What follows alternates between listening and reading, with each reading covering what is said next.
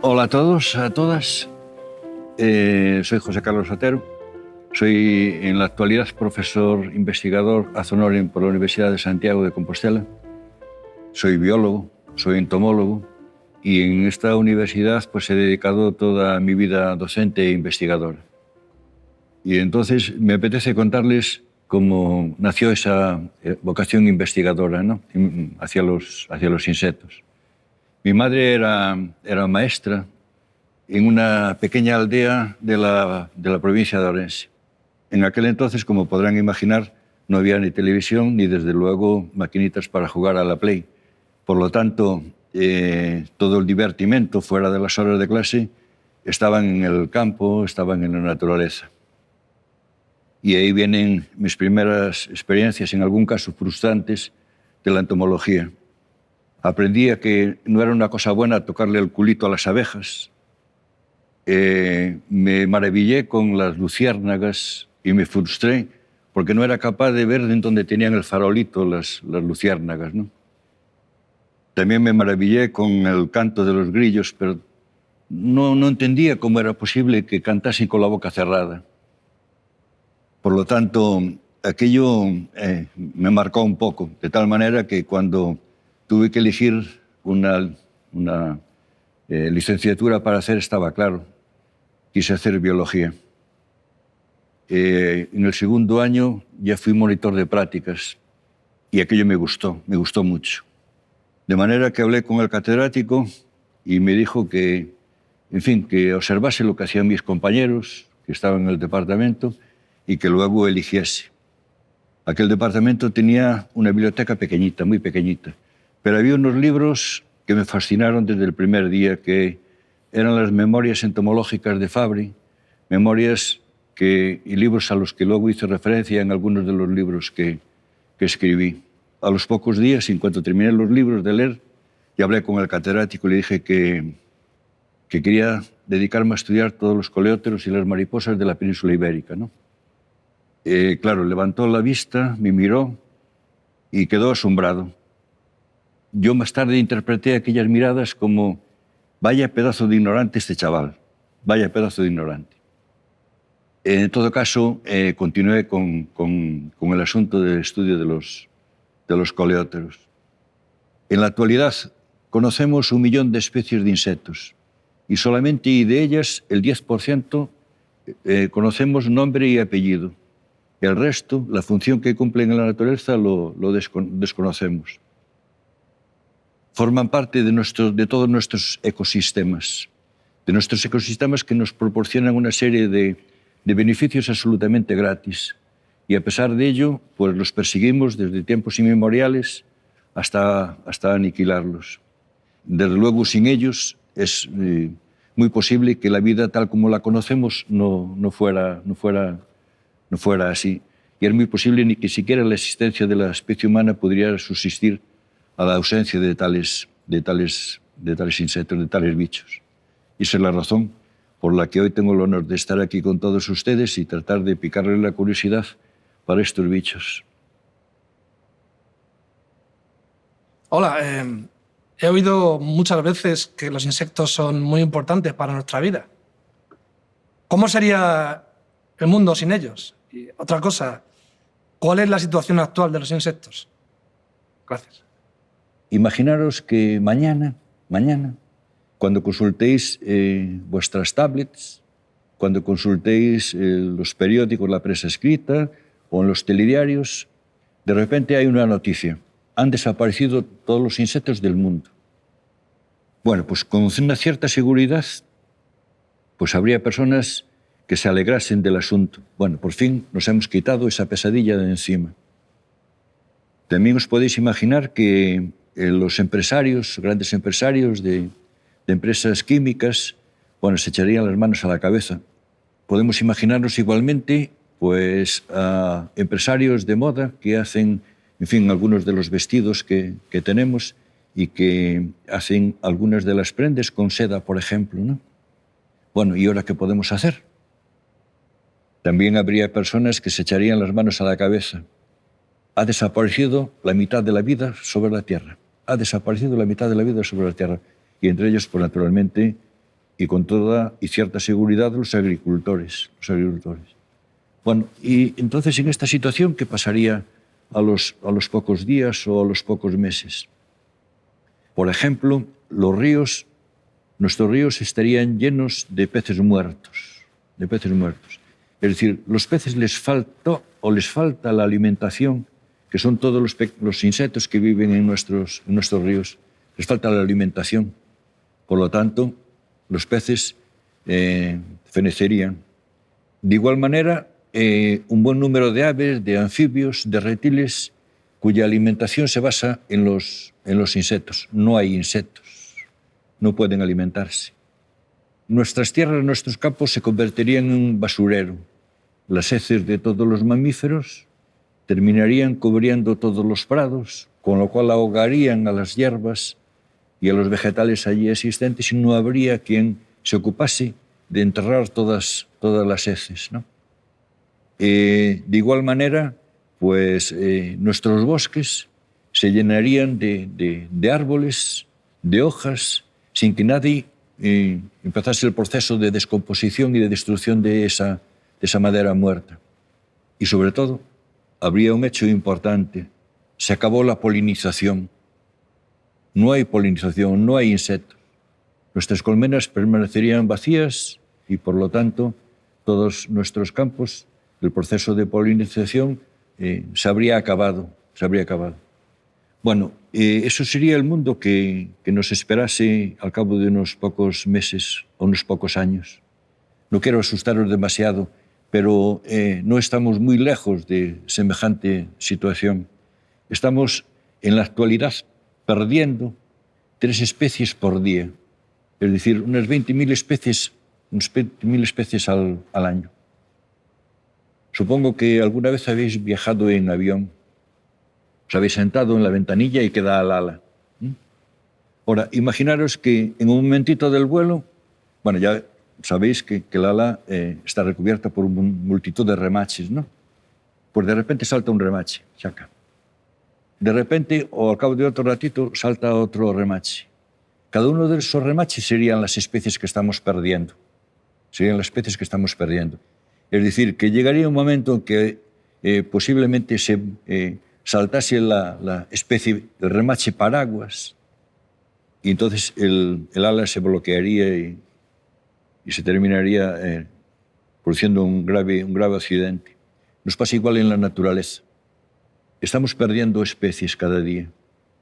Estamos ante lo que muchos autores dicen como la 6ª extinción masiva que estamos ahora mismo sufriendo. Bueno, quiero recordaros en primer lugar que una cuestión clave en el asunto de la conservación y la preservación de las especies es el hábitat. Es aquel lugar en donde viven todas las especies. Se ha cambiado un poco el paradigma. Hace años decían, mire, usted tiene que conservar la mariposa esta que pueden ver en la pantalla, pero si no conservamos el lugar en donde viven esas mariposas, es una estupidez y una inutilidad conservar una mariposa sin más. El hábitat es el lugar en donde viven los animales y, por lo tanto, eso es exactamente lo que debemos conservar. Bueno, ¿qué es lo que pasaría sin los insectos? Como os decía antes, conocemos solamente 1 millón de especies, de las que le hemos puesto nombre y apellido. De ese millón, solamente el 10% conocemos el funcionamiento que tienen en los ecosistemas y el resto lo desconocemos totalmente. Y posiblemente nos faltan más de 30 millones de especies por conocer y no sabemos la función que tienen en los ecosistemas, en la que los vamos a necesitar o de los que vamos a necesitar. Y eso es una cuestión grave, pero aún encima, con cada una de esas especies desaparecerían a otras que están asociadas a ellas. Si os imagináis o pensáis, por ejemplo, en un pájaro, un ave cualquiera, la especie que sea, si esa desaparece, desaparecen consigo pues todas las especies que lleva asociadas, todos los ectoparásitos, por ejemplo, o todos los endoparásitos. Por lo tanto, sería un asunto absolutamente catastrófico, es absolutamente catastrófico el tema de que estamos perdiendo ese volumen y esa cantidad de especies de insectos. os ruego que hagáis un poco de recuerdo de lo que habéis desayunado o comido hoy. Estoy absolutamente seguro que aproximadamente o cerca del 30% de los alimentos proceden de la polinización de una forma directa o de una forma indirecta. Es decir, que la polinización, los servicios ecosistémicos que nos proporcionan los animales, los insectos, de una forma gratis, vivimos a cuenta de ellos. Muy poquitas personas saben cómo funciona cualquier aparato eléctrico más o menos complejo que tenemos en nuestra casa. Pero de igual manera, las personas no sabemos cómo la procedencia de una buena cantidad de alimentos. Creemos que vienen de la tienda o que los conseguimos en la tienda y ya está. Pero la mayor parte, el 84% de las especies de los alimentos que tenemos es gracias a la polinización. Y los causantes de la polinización están sufriendo un proceso de desaparición. Aproximadamente el 30% de las especies de abejas están desapareciendo y se ha llamado la atención sobre ello. Y lo mismo de abejorros. En la Unión Europea eso ya empieza a ser un auténtico problema. Y algunos agricultores están alquilando colonias de abejas o de abejorros para producir la polinización. Una colonia de abejas, por ejemplo, puede polinizar 3 millones de plantas. 20 personas, un pequeño huerto de manzanos, solo, en un día. Por lo tanto, todos debemos estar preocupados porque nos va un poco la supervivencia en semejante asunto. Y quisiera, a este respecto, decirle algo. La especie humana somos un bichito más. No somos algo especial en el que, por una casualidad, nos hayan colocado aquí y dominemos todo lo que ocurre en la Tierra. No, somos un bicho más.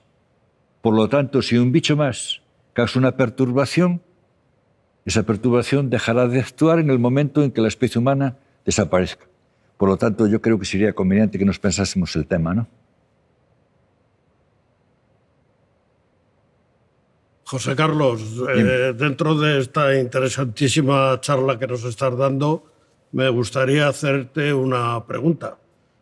¿Cómo eran los insectos hace millones de años? ¿Qué apariencia tenían? Y si se parecen algo a los de la actualidad. Primero debo decirles una cosa. Si los insectos en la actualidad fuesen como eran entonces, yo no sería entomólogo. Así como ahora en mi colección tengo centenares de miles de insectos y tal, pues ¿dónde podría meter centenares de miles de bichos con este tamaño? Los insectos más primitivos y tal como ya los conocemos es como el que tienen más o menos en mi espalda, que es una libélula que debía medir como medio metro de longitud y unos 75 centímetros de envergadura. Es decir, que podría ser del tamaño de una de las gaviotas actuales que hoy he visto aquí sobre Madrid, ¿no? Estas alas no se plegaban sobre el abdomen, como pueden ver en algunos grupos de insectos. ¿Para qué los utilizaban?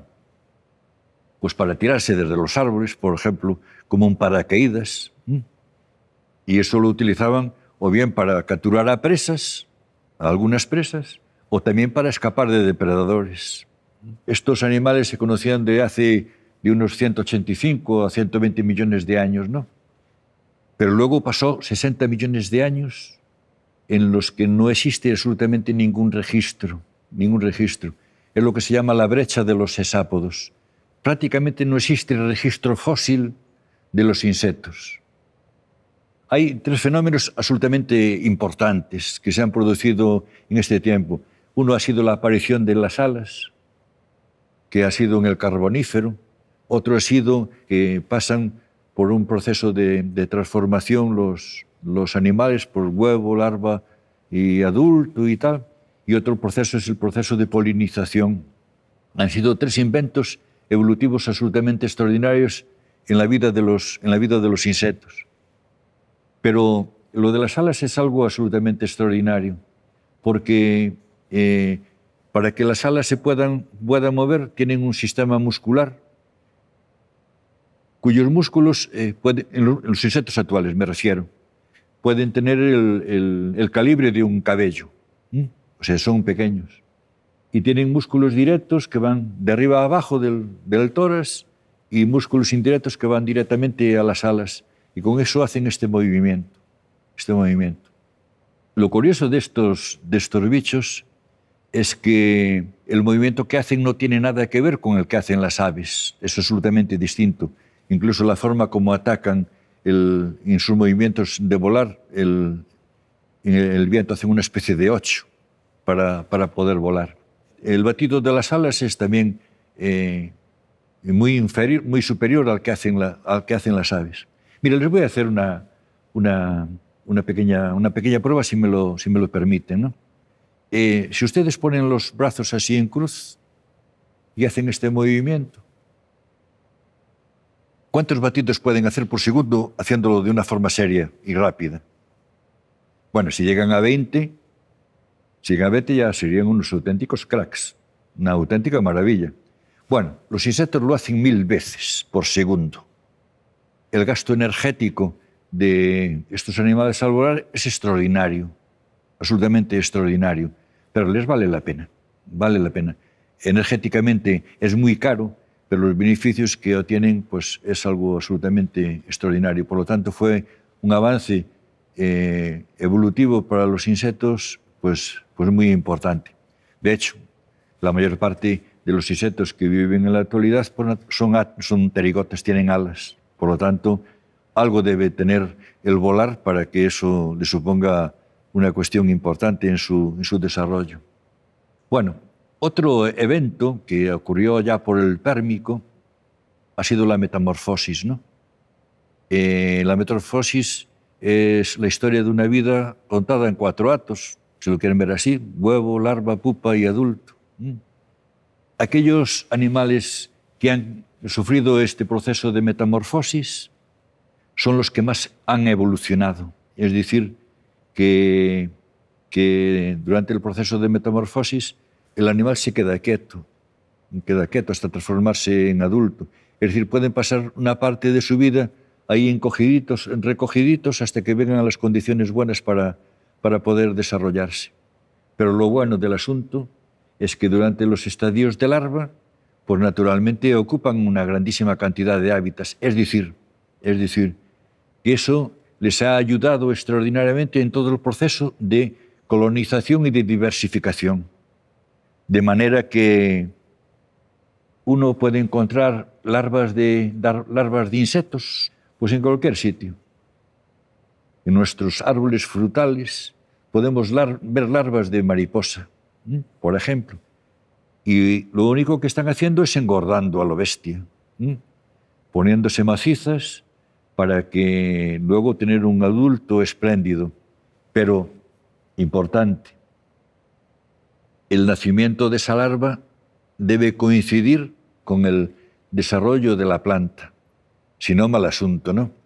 Eso es una de las cuestiones que nos produce el cambio climático, de que cuando la larva nace, pues o no lo ha hecho el árbol o la planta, o viceversa. La planta ha nacido antes, el bicho después. No existe una coincidencia en el desarrollo de ambos para que puedan desarrollarse ambos. Y entonces ese es un problema, ¿no? Y el otro hecho evolutivo que ha tenido una importancia absolutamente extraordinaria ha sido el proceso de polinización. Antes de la polinización habría aproximadamente unas 1000 plantas, 1000 gimnospermas, es decir, plantas sin flores, ¿no? ¿Qué quiere decir ello? Que se producía el proceso de polinización por el viento. Cuando se produce el proceso de polinización, implica una mayor diversificación, es decir, la forma de polinización ha cambiado. Imaginen que el tatarabuelo del magnolio y de las abejas, pues se han inventado las alas y las flores. Y desde entonces lo que ha sucedido es el proceso más hermoso de relación entre plantas y flores. Es lo que yo he llamado historias de amor y de flores. ¿No? El proceso de polinización es algo tan absolutamente extraordinario porque ¿cómo se puede entender que dos árboles, dos plantas, se reproduzcan si no pueden moverse? Por la polinización lo ha hecho posible. ¿Pero cómo lo ha hecho posible?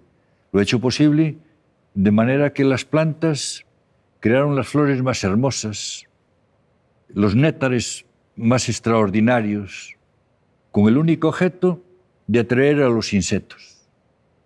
Llegan los insectos, que también han evolucionado, creando aparatos bucales absolutamente extraordinarios y adecuados a ese tipo de planta, y entonces los atraen y las plantas los cargan de polen y les dicen, ¡hala!, de paseo, y os lleváis el polen a otras plantas.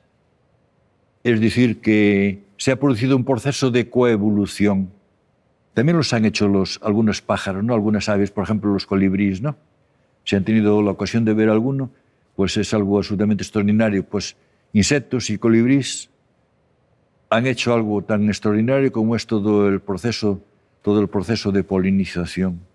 Esos son los 3 eventos más importantes que se han producido: la fabricación, el invento de las alas, la metamorfosis y la polinización. Hola, José Carlos. Hola. Yo quería saber, a lo largo de la historia, ¿qué papel han tenido los insectos en la mitología o, por ejemplo, en la literatura, la pintura, la música, incluso en el cine? La historia del hombre está marcada, o la historia de esa mitología y de esas creencias está marcada desde el principio de la aparición del hombre. Si os fijáis, pues naturalmente en las diferentes cuevas, en las representaciones, pues existen vertebrados que los dibujaron. Es decir, les preocupaba la presencia de esos animales. Bueno, pues de igual manera les preocupó la presencia de los insectos. Estaban absolutamente por todas partes. Esas manifestaciones que fueron transmitidas de una forma oral fueron y han ido cambiando con el tiempo y han sido llevadas a nuestra literatura, a nuestras manifestaciones artísticas, como podéis ver en la pantalla que está tras mía, a la música, al cine, a todos. La mayor parte de las manifestaciones que hemos ido recogiendo mitológicas tienen que ver, en muchos casos, con el amor y con la muerte, ¿no? Las libélulas fueron, en algún tiempo, sobre todo en Centro Europa, fueron consideradas como un elemento en la literatura erótica y en el amor, hasta que algún decreto en el año 750, me parece recordar, naturalmente de la Iglesia Católica, pues las asoció al paganismo. Por lo tanto, dejaron ya de ser consideradas de tal manera. Las libélulas igualmente en algunas civilizaciones están asociadas al mal. La mantis religiosa también es un animal que ha pasado por todos los estados, desde desprecio, admiración, respeto. En España, pues no estaba muy bien vista, aunque es un animal absolutamente beneficioso porque se alimenta de algunos otros animales. Las abejas siempre fueron bien consideradas e incluso pues figuran en algunas de las representaciones de algunas cuevas de nuestro Mediterráneo. En alguna civilización se les consideraba como seres puros, que no tenían sangre e incluso que no tenían sexo.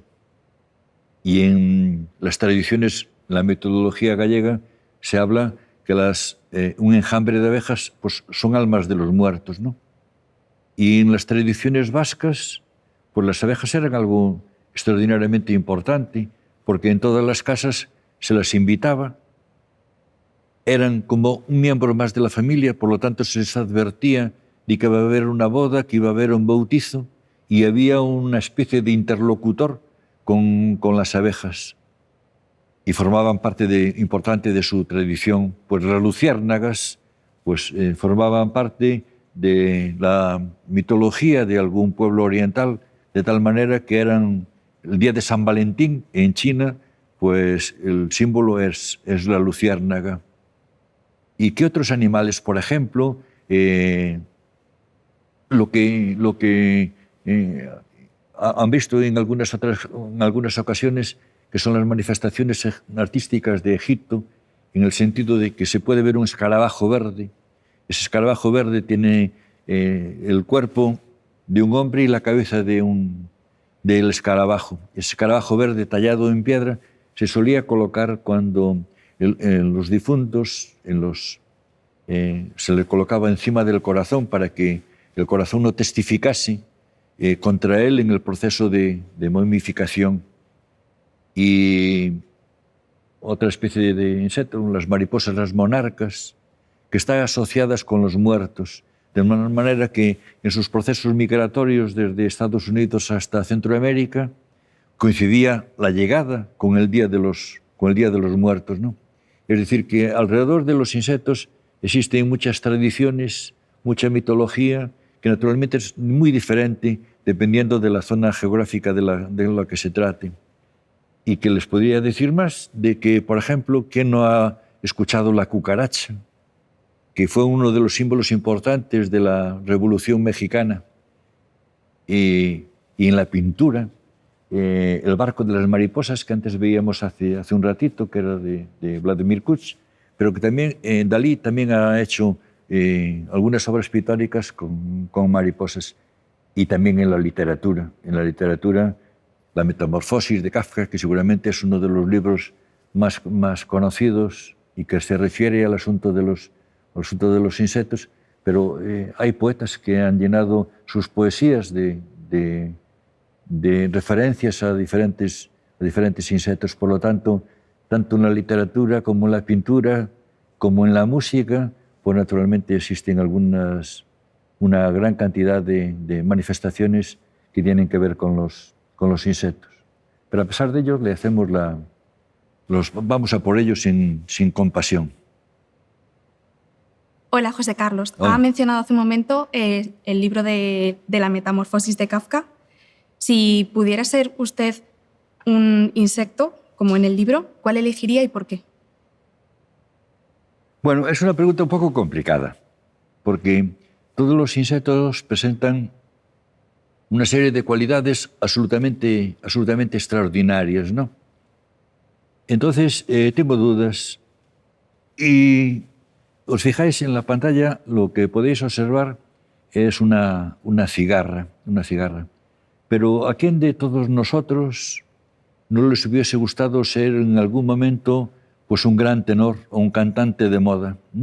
O con un grupo de amigos que canten con igual intensidad que uno lo hace. Y así son las cigarras.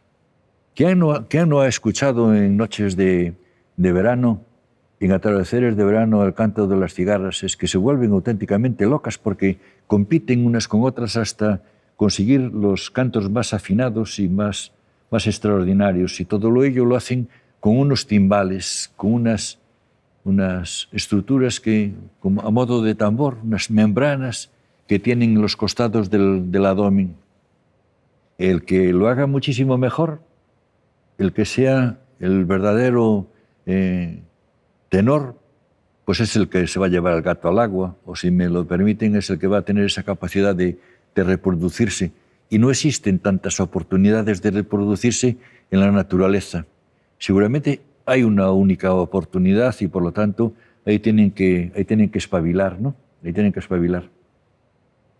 Y quiero presentarles, pues, también a una mariposa que se llama Graelsia isabelae, es esta mariposa que pueden ustedes ver en la pantalla. No es una especie tropical, es una especie de nuestra península.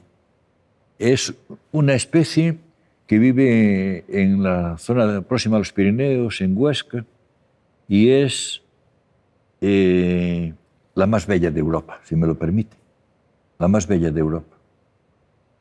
Y tan bella y tan hermosa es que esta especie fue dedicada a Isabel II, se llama Graelsia isabelae.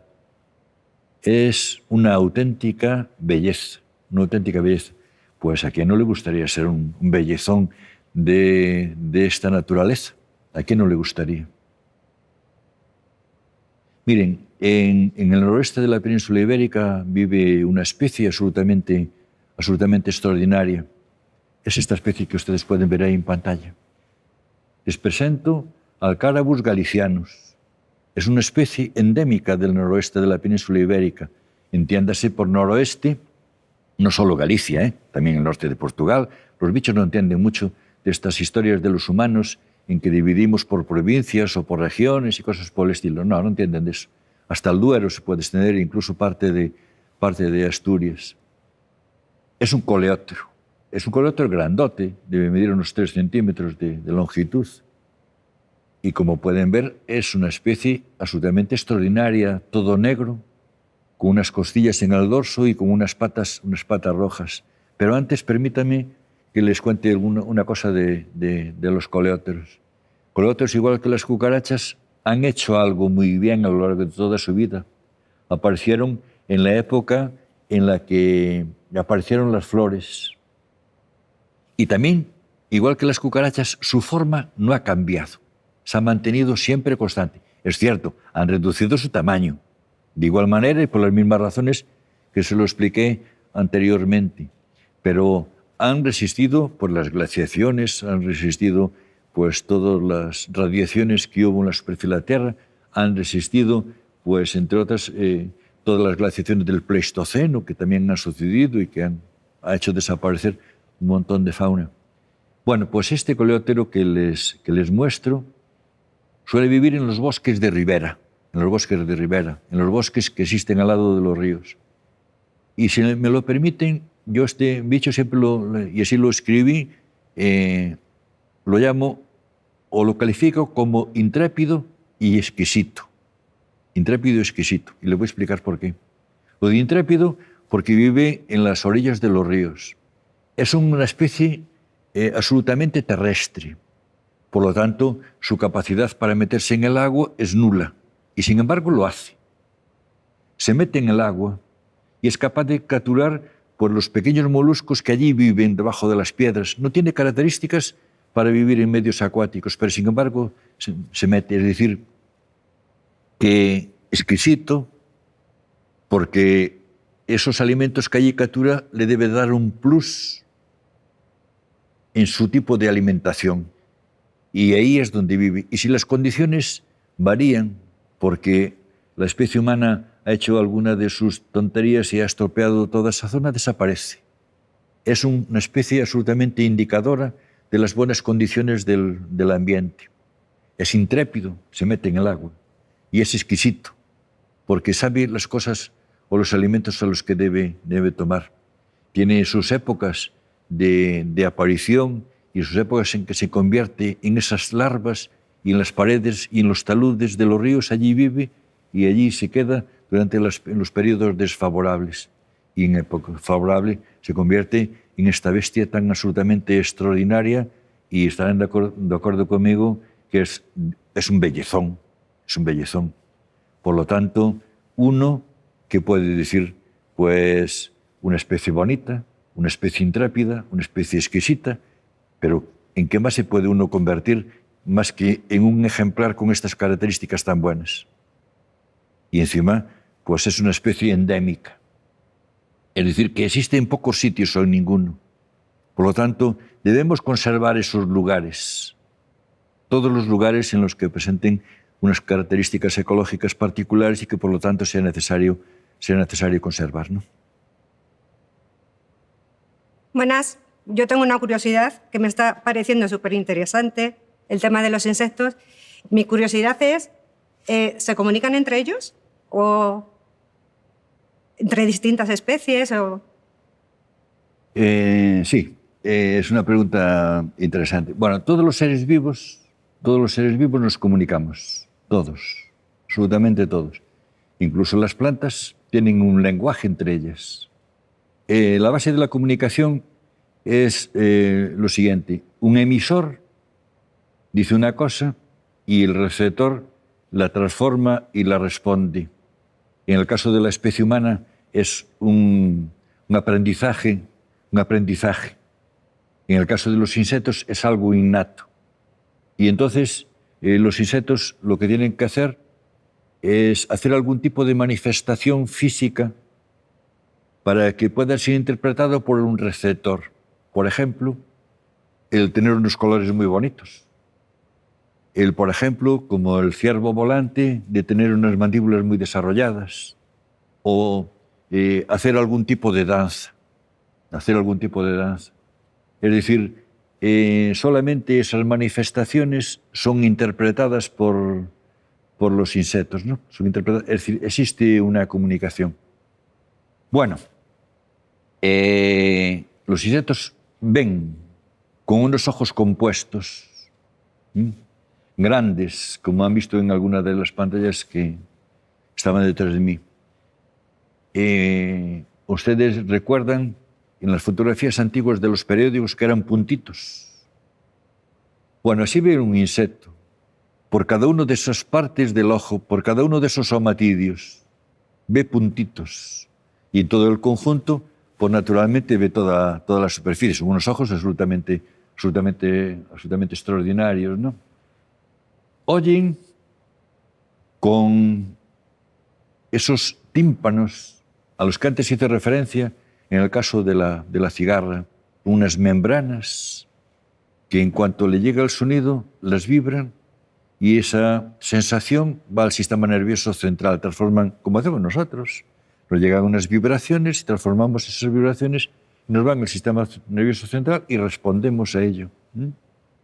Bueno, por los insectos es exactamente lo mismo. Por lo tanto, ven, oyen y tienen una serie de elementos que se llaman sensilies, que son unos pelos repartidos por todo el cuerpo y fundamentalmente en las antenas. De manera que allí le llegan todas las sensaciones odoríferas y que son capaces de reinterpretar y llevarlas al sistema nervioso central, ¿no? Por lo tanto, tienen un sistema de relación absolutamente capaz, muy bueno además. Y es que además ha pasado otra cosa importante en estos bichos. Hace aproximadamente unos 100 millones de años, aparecieron las hormigas obreras, ¿no? Y entonces les faltaban las alas. No podían desplazarse de unos lugares a otros. Estas hormigas inventaron un sistema de relación química, las feromonas. Bueno, ¿qué son estas feromonas? Feromonas es una combinación de sustancias químicas propias de cada especie y que las especies emiten y que solamente sus partenaires, los miembros de su propia especie, los pueden interpretar y decir lo que quiere decir con esa señal, ¿no? Quiero recordar que el medio, el suelo, es un sitio con muchas sensaciones de olor, Por lo tanto, esta combinación que ellos hacen de las feromonas tiene que ser muy particular, muy distinto, de tal manera que los perciban sus congéneres y que no sea percibido por sus predadores, porque si no estamos listos. Y ahí también se produce un hecho evolutivo importante, porque si el predador consigue descifrar ese código y saber en dónde están, automáticamente los bichos cambian eso en su sistema de transmisión química. Un pequeño ejemplito a propósito de esto.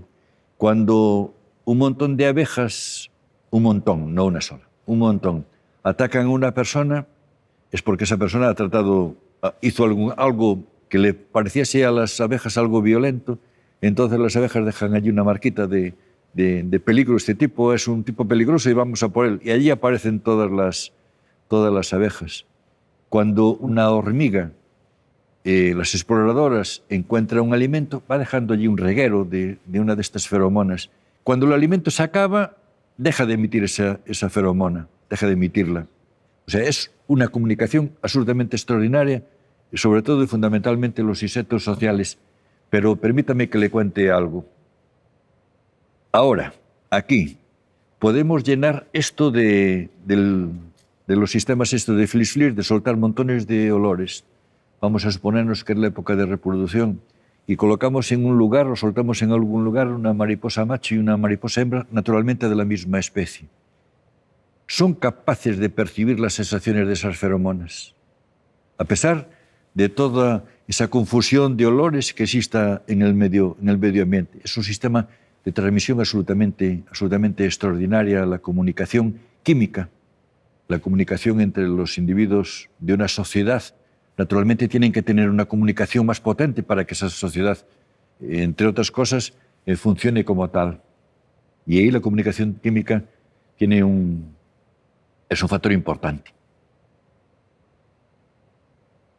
Hola, José Carlos. Igual que vemos un fenómeno de la naturaleza de que migran las cigüeñas en diferentes épocas y nos parece precioso, tengo una duda de saber si lo hacen los insectos, cómo lo hacen y cómo consiguen orientarse.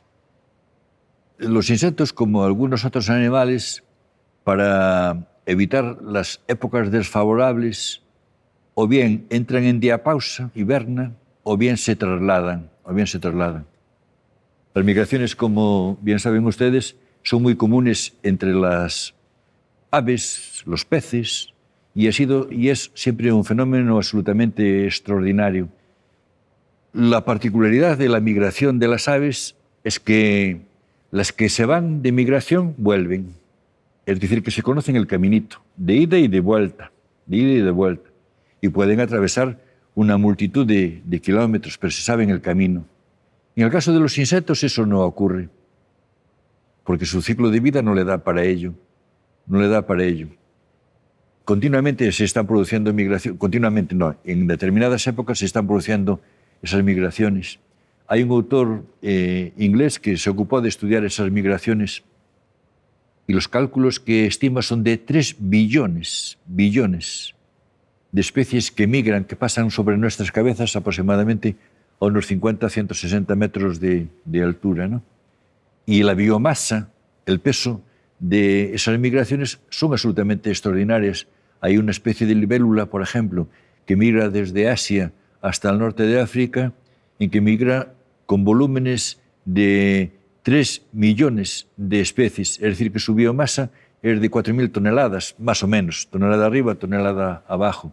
Una buena parte de los insectos migran del día y algunas especies migran durante la noche, por ejemplo, los mosquitos, las polillas, migran durante la noche y durante el día, pues coleópteros, hemípteros, odonatos, etcétera, etcétera. Y lo hacen en función de un reloj interno que dependerá seguramente para las especies diurnas de las características de la luz, de la orientación del sol, etcétera, etcétera. Pero no se sabe muy bien y desde luego de la noche pues no se sabe.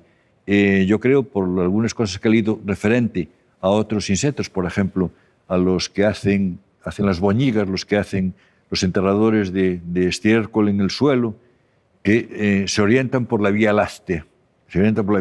Por lo tanto, es muy posible que durante la noche la orientación sea similar, pero se conoce muy poco y se conoce además muy poco de esas migraciones tan espectaculares que se producen de insectos. Hola, yo quería preguntarte algo sobre un tema que salió antes, la metamorfosis. Yo quisiera que nos explicaras en qué consiste la metamorfosis y por qué es tan especial. Sí, vamos a ver, he visto hace un ratito y es la misma que estoy viendo ahora.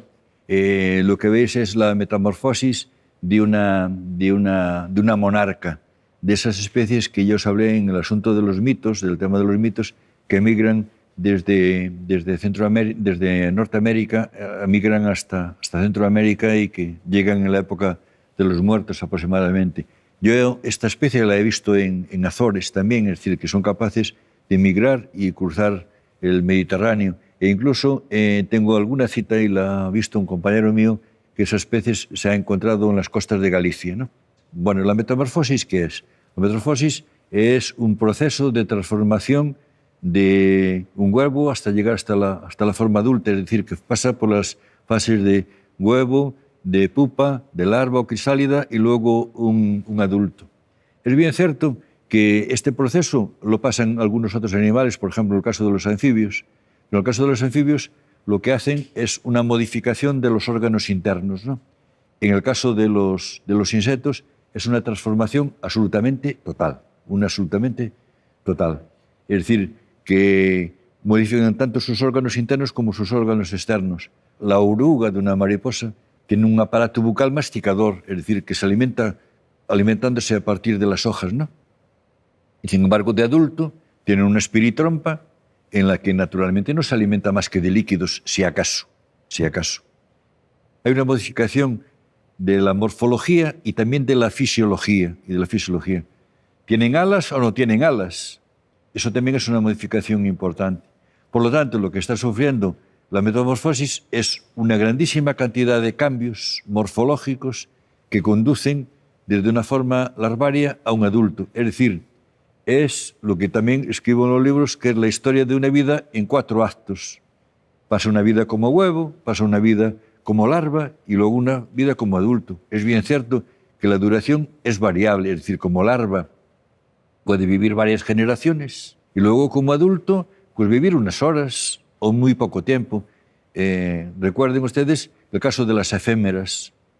Por cierto, el baile, les aconsejo que si ustedes tienen la oportunidad de estar al lado de un río en noches de verano, pueden ver todo ese baile de las efémeras sobre el agua.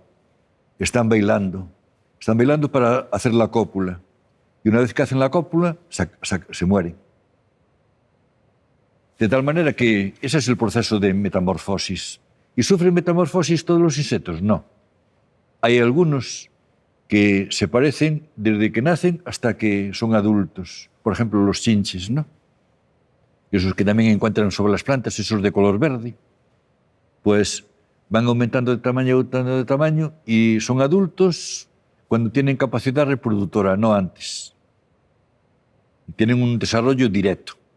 Y luego, como las mariposas, tienen un desarrollo indirecto, pasan por esos estadios larvarios, hasta llegar a adulto. La mayor parte de los insectos que tienen más éxito son los que tienen un desarrollo indirecto. Hola, José Carlos. Hola. Yo tenía 3 preguntas.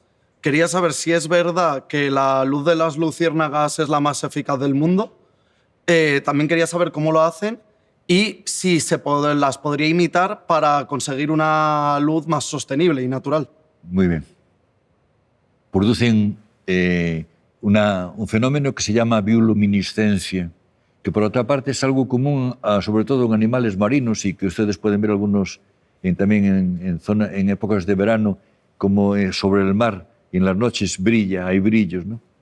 En el caso de las luciérnagas, son en los últimos segmentos abdominales de la hembra.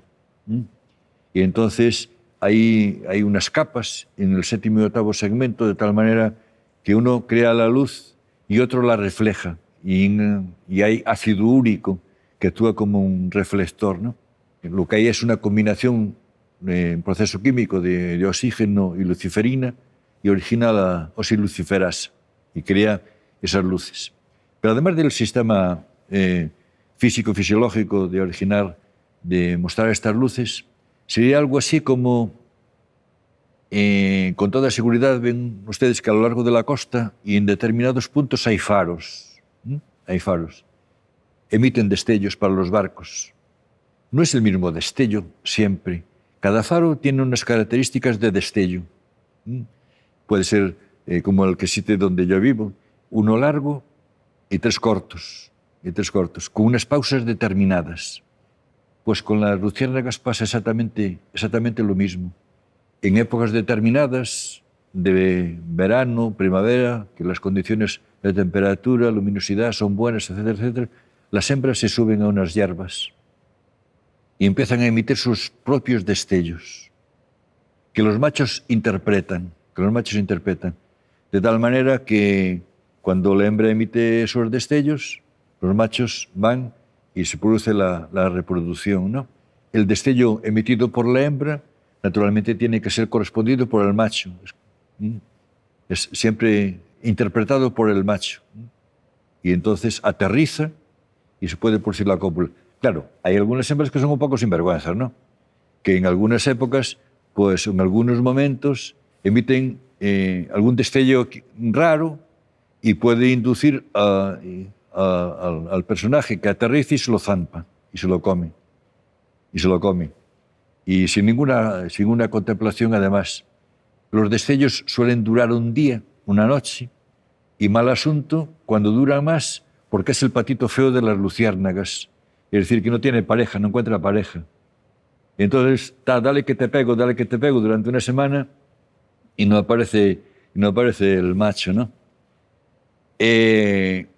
Así como nosotros en estas bombillas, bueno, no sé exactamente en estas, pero en general las bombillas que tenemos en nuestra casa, perdemos de energía el 95% aproximadamente en forma de calor, es decir, le tocamos a la bombilla y quema.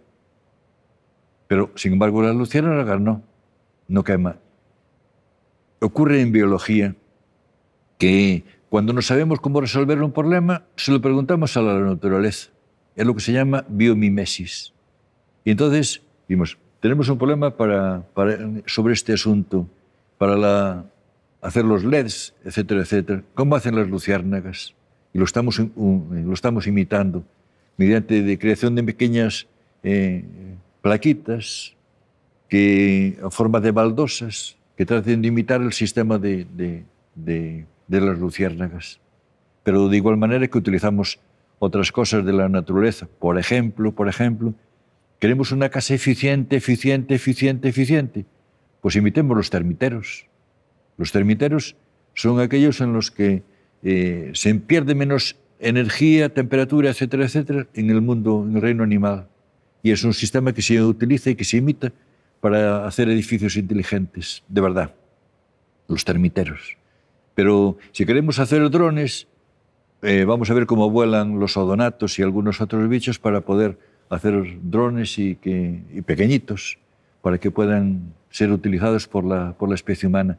Cuando no sabemos, preguntamos a la naturaleza. La naturaleza nos dice cómo resolver algunos problemas. Y lo mismo ocurre pues, en otras cosas. Por ejemplo, los hilos de las telas de araña es el material más fuerte que existe. Pues lo podemos utilizar. Y se está tratando de copiar como otro material. En el caso de las luciérnagas, pues lo estamos copiando. Los LEDs. Hola, José Carlos. Todos sabemos que hay insectos que polinizan las plantas y es beneficioso para la biodiversidad. Pero también hay, en primavera y en verano, hay insectos y arañas que atacan a las plantas. De hecho, las destruyen también. ¿Cómo podemos saber qué insectos son peligrosos para los árboles y los bosques? ¿Y cómo podemos combatir con ello? También es una pregunta bastante interesante y luego me gustaría deshacer, no sé cómo calificarlo, quizá como un mito, el calificativo que se le aplica a algunos animales de que son perjudiciales. En nuestros libros de texto también se formulan preguntas por el estilo y entonces yo siempre digo, bueno, cuando se formulan preguntas de este tipo y cuestiones sobre este tipo, es que estamos atacando al bolsillo de la especie humana. Y entonces ya la hemos fastidiado. Cuando se dicen cosas por el estilo, siempre se habla de plagas. Siempre se habla de plagas. Y eso figura, como decía antes, en los libros de texto. Y en mi opinión, y también la de otras muchas personas, pero en mi opinión, es un término absolutamente inadecuado. Porque, fíjese, el problema de verdad que tenemos la especie humana es la cantidad de personas que somos en este mundo, ¿no? Somos alrededor, en la actualidad, de unos 7.700 millones de personas. Y a todas las personas hay que alimentarlas. A todas las personas hay que alimentarlas. Aunque el asunto, como bien saben, está bastante mal repartido, ¿no? Entonces, desde ya mediados del siglo pasado existía esa preocupación, ¿no?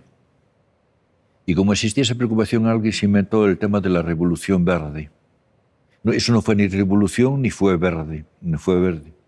Entre otras cosas porque se utilizaron una grandísima cantidad de pesticidas, se utilizó una grandísima cantidad de plaguicidas, se utilizó una grandísima cantidad de maquinaria, etcétera, etcétera. Y básicamente el tema de la Revolución Verde consistía en la existencia de monocultivos, es decir, extensiones muy grandes de terreno dedicadas a un solo cultivo.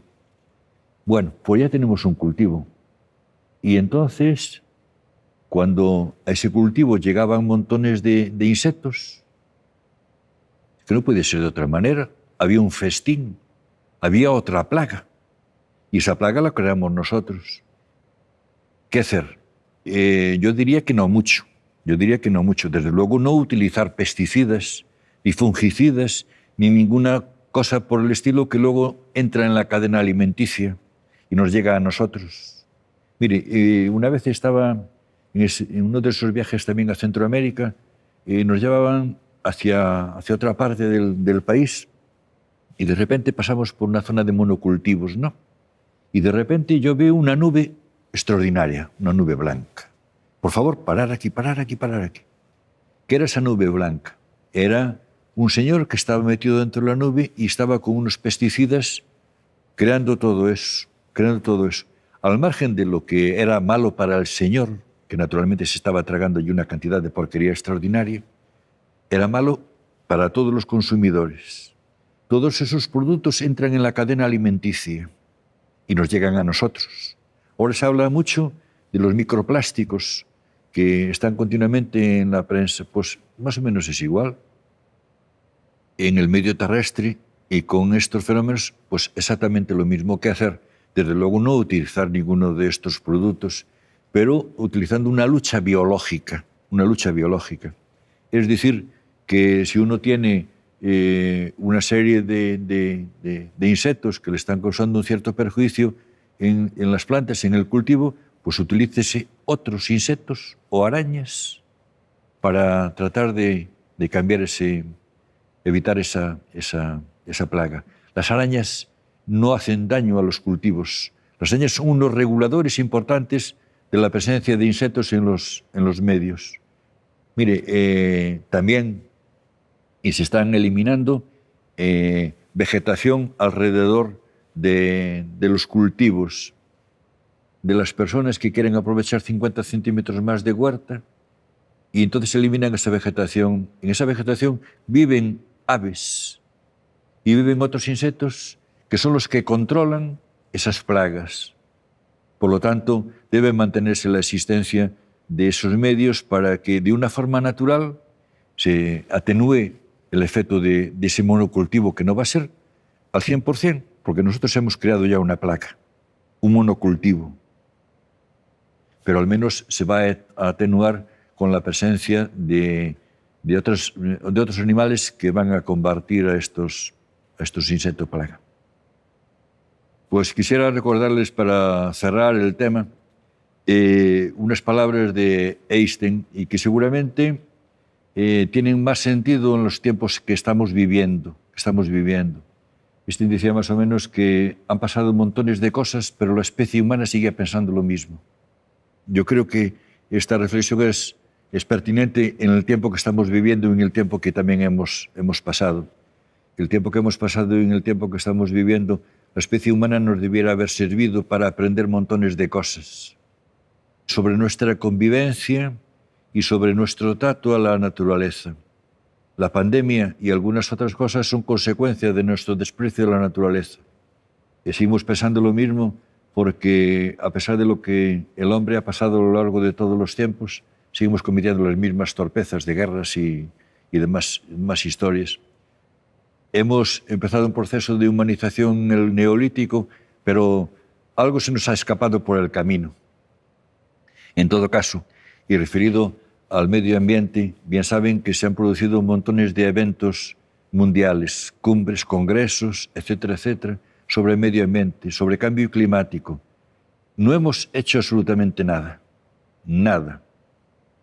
Es cierto que a nosotros, a las personas de a pie, no se nos puede pedir heroicidades, pero algo podemos hacer.